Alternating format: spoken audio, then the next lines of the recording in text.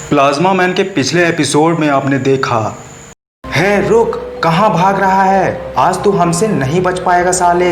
एक तो मुझे कुछ समझ में नहीं आ रहा और ऊपर से ये टीचर सबको खड़ा करवाकर क्वेश्चन पे क्वेश्चन पूछे जा रहा है। क्या तुम मेरे दोस्त बनोगे? जिस पे आमिर कहता है, अरे दोस्त, ये भी कोई पूछने वाली बात है? ज़रूर, तुम्हारे जैसे पढ़ाकू दोस्त पाकर मुझे फ़ायदा ही फ़ायदा, मेरा मतलब काफ़ी ज़्यादा खुशी होगी। अच्छा ठीक है, मैं चलती हूँ। और आमिर कार का डोर खोलते हुए कहता है, आइए आइए मैम, बैठिए। फिर तीनों कार में बैठकर कॉलेज से चले जाते हैं। और अब आगे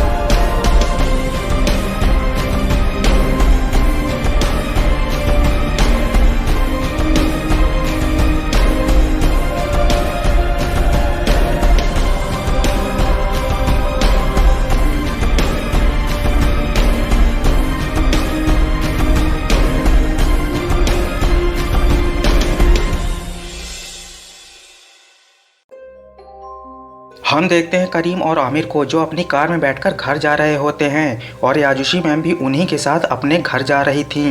याजुशी मैम करीम को बार बार तिरछी नज़र से देख रही थी और करीम से ये एक्सपेक्ट कर रही थी कि करीम उनके बारे में कुछ पूछे, लेकिन करीम याजुशी मैम की तरफ देख ही नहीं रहा था। और याजुशी मैम करीम से बात करने के बहाने से उससे पूछती हैं, क्या आप और आमिर अकेले रहते हैं? और करीम जवाब में सिर्फ हाँ बोलता है। इसके बाद याजुशी मैम करीम से फिर से पूछते हुए कहती हैं, क्या आप शादीशुदा हैं? जिस पे करीम कहता है, वैसे आपको क्या लगता है, मेरी शादी हो चुकी होगी?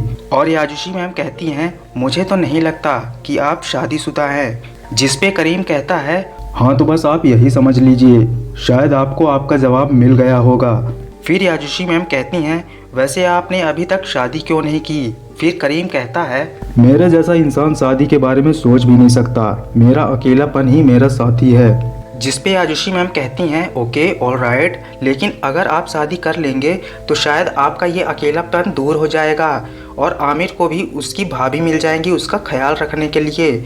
आप जिंदगी भर तो अकेले नहीं रह सकते ना। और इतना सुनते ही करीम गाड़ी को अचानक रोक देता है और आमिर करीम से बोलता है, भाई आपने गाड़ी क्यों रोकी? जिस पे करीम कहता है, तुम चुप बैठो। फिर करीम गुस्सा होकर याजुशी मैम से कहता है, आखिर तुम्हारा मतलब क्या है? हाँ, मैं अपने भाई का अकेला ध्यान नहीं रख सकता। अब तुम मुझे बताओगे टीचर कि मुझे शादी करनी है या नहीं? जिस पे याजुशी मैम कहती हैं, मेरा ये कहने का बिल्कुल मतलब नहीं था। अगर आपको मेरी बातें बुरी लगी तो आई एम सो सॉरी। फिर करीम याजुशी मैम से कहता है, उतरो, गाड़ी से उतरो।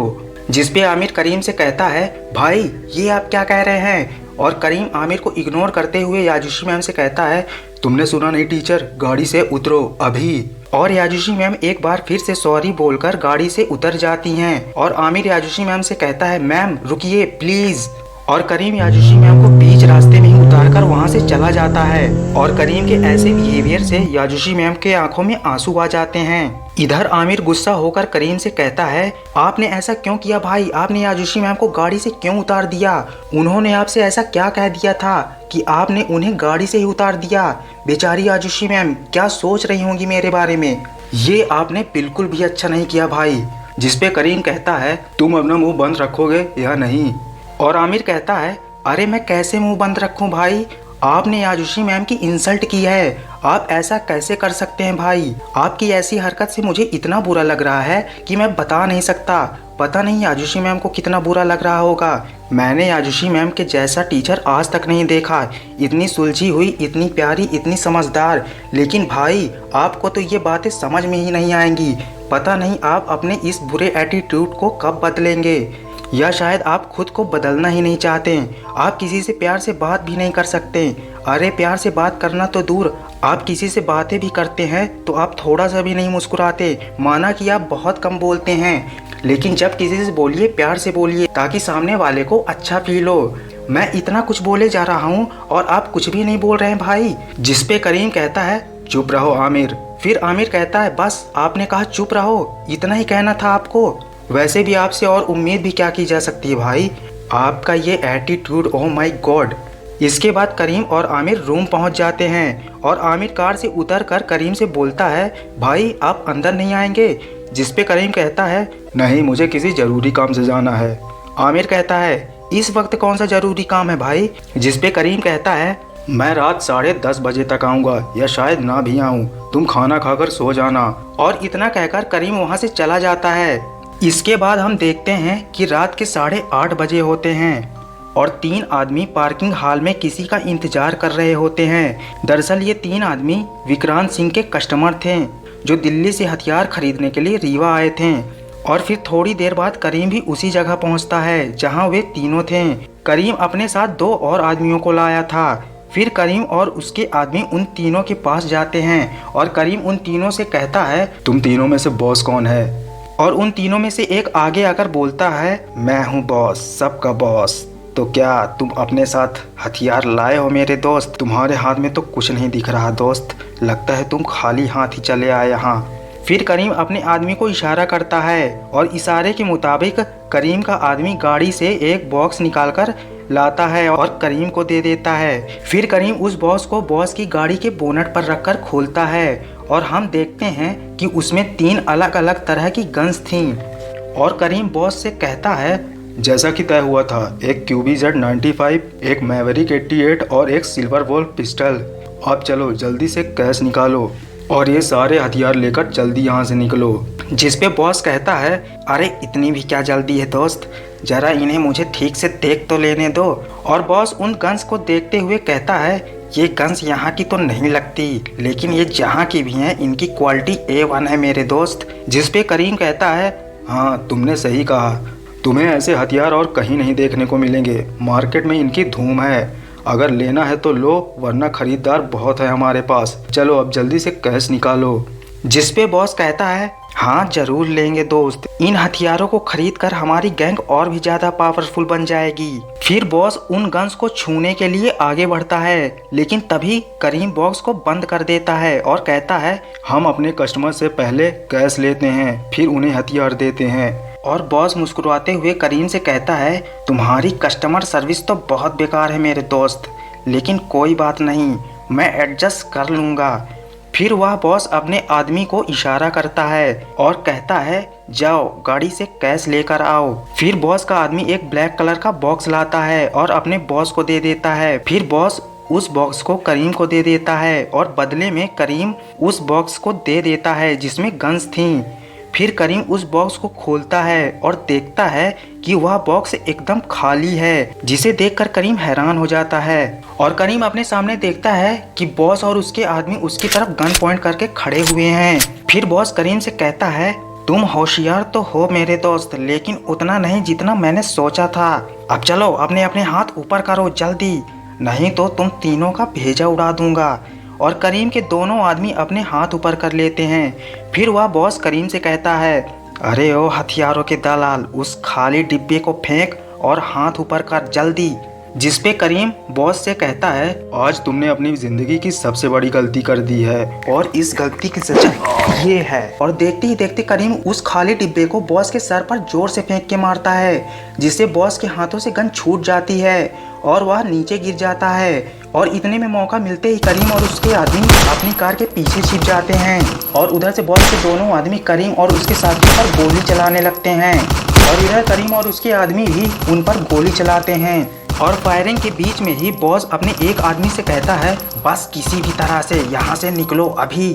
और देखते ही देखते वे तीनों अपनी कार में बैठकर वहाँ से चले जाते हैं, जिसे देखकर करीम कहता है चलो पीछा करो उनका, वे तीनों यहाँ से जिंदा वापस नहीं जाने चाहिए। फिर करीम और उसके साथी भी अपनी कार में बैठकर उनका पीछा करने लगते हैं और पीछा करते वक्त करीम और उसके आदमी उन पर फायर करते हैं और उधर से वे तीनों भी करीम की गाड़ी की तरफ फायर करते हैं। और तभी अचानक उनकी अपनी गाड़ी से कंट्रोल खो जाता है, जिसपे बॉस अपने एक आदमी से कहता है अरे कमाकल कहीं के ब्रेक लगाओ जल्दी।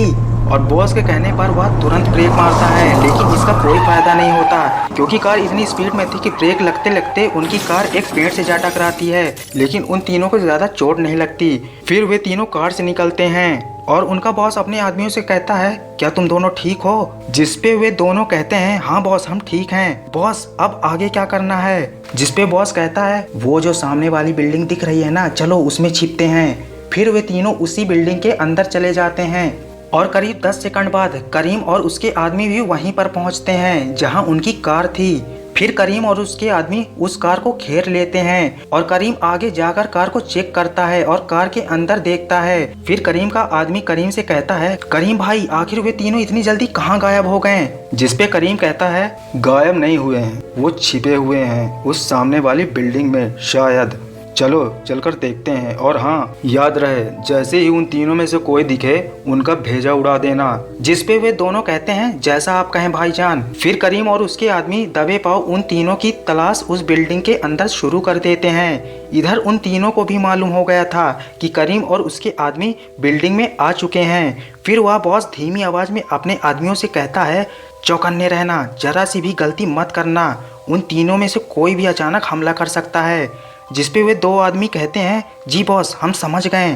फिर वे तीनों अलग अलग हो जाते हैं और दबे पांव आगे बढ़ने लगते हैं और करीम और उसके आदमियों को ढूंढने लगते हैं। और तभी हम देखते हैं कि करीम का एक आदमी और बॉस का एक आदमी आमने सामने होते हैं। इससे पहले वे एक दूसरे पर फायर करते हैं, तभी अचानक कोई बॉस के आदमी के पास से तेजी से गुजरता है, जिससे बॉस का आदमी वहीं पर बेहोश हो जाता है। जिसे देखकर करीम का आदमी बहुत ज्यादा डर जाता है और वह बॉस के आदमी के पास जाता है और उसे देखने की कोशिश करता है, लेकिन अचानक उसके पास भी कोई तेजी से गुजरता है, जिससे करीम के आदमी के हाथ से उसकी गन छूट जाती है और करीम का आदमी और भी ज्यादा डर जाता है और वह पसीना पसीना हो जाता है। फिर वह चिल्लाकर बोलता है, आखिर कौन हो तुम? मेरे सामने आओ अगर हिम्मत है तो। फिर करीम का आदमी जैसे ही अपने पीछे मुड़ता है तो उसे कोई जोर से थप्पड़ मारता है, जिसे करीम का आदमी भी वहीं पर बेहोश हो जाता है। फिर करीम भी उसी जगह आता है जहां पर उसका आदमी और बॉस का आदमी बेहोशी हालत में पड़े थे और करीम उन दोनों को देखता है और अपने आप से कहता है, इन्हें तो गोली नहीं लगी है, ये तो सिर्फ बेहोश हैं, लेकिन कैसे? तभी करीम के सर के पीछे से वह बॉस गन पॉइंट करके करीम से कहता है, अपने चाहने वालों को याद कर लो क्योंकि अब तुम भगवान को प्यारे होने वाले हो मेरे दोस्त। इससे पहले वह बॉस करीम के सर पर गोली मारता, तभी अचानक फिर से कोई बॉस के पास से तेजी से गुजरता है और बॉस भी वहीं पर बेहोश हो जाता है। और इतने में करीम का दूसरा आदमी भी वहाँ पर आ जाता है और करीम से कहता है, करीम भाई आखिर यहाँ हो क्या रहा है? जिसपे करीम कहता है, हमें अपने हथियार मिल गए हैं, चलो यहाँ से जल्दी चलो, यहाँ कुछ तो गड़बड़ है। और जैसे ही करीम और उसका आदमी बिल्डिंग से बाहर निकलने लगते हैं, तभी अचानक फिर से कोई करीम के दूसरे आदमी के पास से गुजरता है और करीम का दूसरा आदमी भी वहीं पर बेहोश हो जाता है और करीम अपने सामने मुड़कर देखता है कैप्टन रिवान को। तो दोस्तों आज के लिए बस इतना ही, मिलते हैं प्लाज्मा मैन के अगले एपिसोड में। और अगर आपको ये वीडियो अच्छी लगी और आप इस तरह की वीडियो को देखना पसंद करते हैं तो लाइक और कमेंट जरूर करिएगा, ताकि हमें पता चल सके जो वीडियोस हम आपके लिए बनाते हैं वो आपको कितनी अच्छी लगती हैं। आपके लाइक और अच्छे कमेंट्स ही हमारा हौसला कई गुना बढ़ाते हैं और हमें बहुत ज़्यादा मोटिवेट करते हैं। और अगर आपको नए सुपर हीरोज की ओरिजिन स्टोरी और उनकी सुपर पावर्स जानना है तो हमारे एवी कॉमिक्स के चैनल को जरूर सब्सक्राइब करिएगा। तब तक के लिए गुड बाय कॉमिक लवर्स।